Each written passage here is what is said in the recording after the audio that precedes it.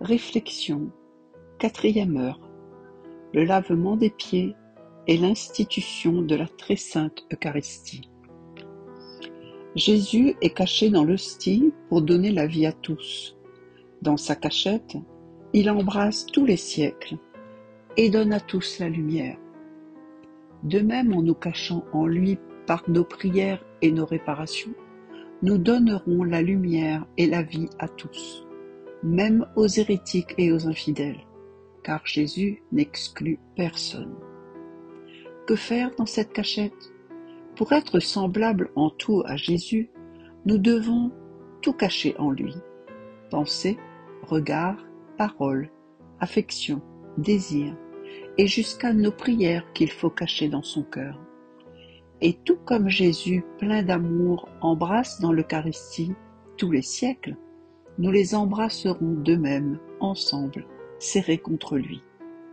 Nous serons la pensée de toute intelligence, la parole de toute langue, le désir de tout cœur, le pas de tout pied, l'œuvre de toute main. Nous détournerons de cette façon du cœur de Jésus tout le mal que voudraient lui faire les hommes. Tout le bien qu'il nous sera possible de faire, nous le ferons à la place de tout ce mal. Ainsi, nous presserons Jésus de donner à tous le salut, la sainteté et l'amour. Pour correspondre en tout à celle de Jésus, notre vie doit se calquer sur la sienne. L'âme doit, en pensée, habiter tous les tabernacles du monde pour lui tenir compagnie, le soulager et réparer continuellement.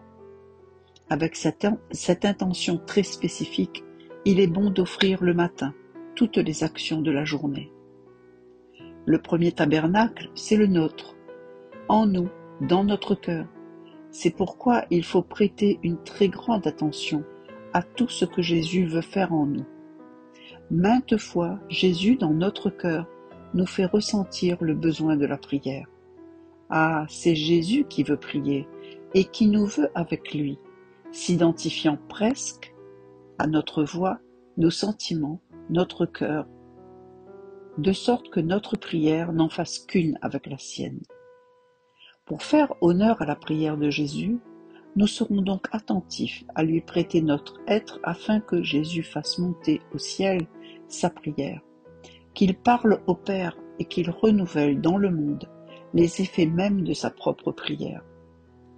Aussi, devons-nous être attentifs à tous nos mouvements intérieurs, puisque par ses paroles intérieures, Jésus veut tantôt nous éprouver, tantôt nous inviter à la prière, ou bien encore nous plonger dans tel ou tel état d'âme pour pouvoir reproduire ainsi en nous sa propre vie.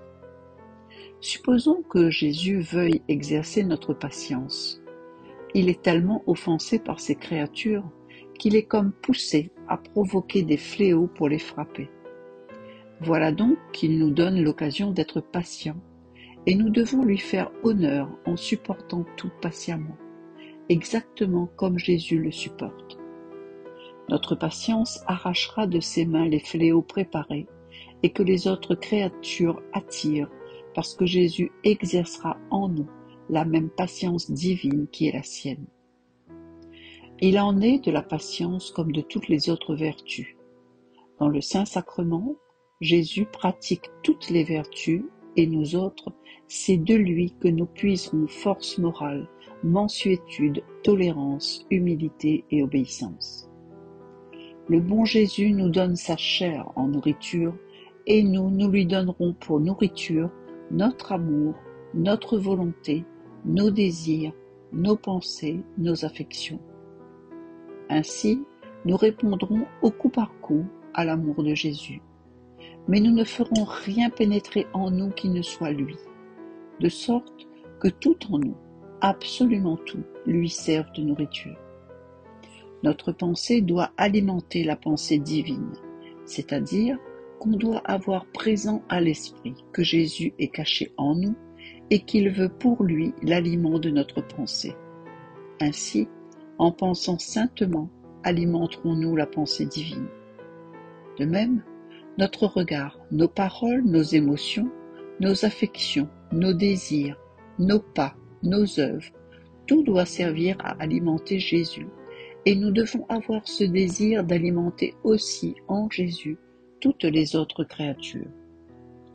Ô mon doux amour, à cette heure tu t'es transsubstantié toi-même dans le pain et le vin.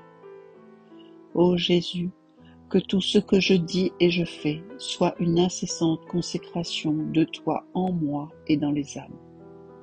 Ô ma douce vie, quand tu viens en moi, fais que chacun de mes désirs, affections, pensées, paroles puisse ressentir la puissance de ta consécration sacramentelle, de sorte que mon pauvre petit être étant consacré, je devienne autant d'hosties pour pouvoir te donner aux âmes. Ô Jésus, mon doux amour, que je sois ta petite hostie pour pouvoir enfermer en moi, comme une hostie vivante, tout toi-même.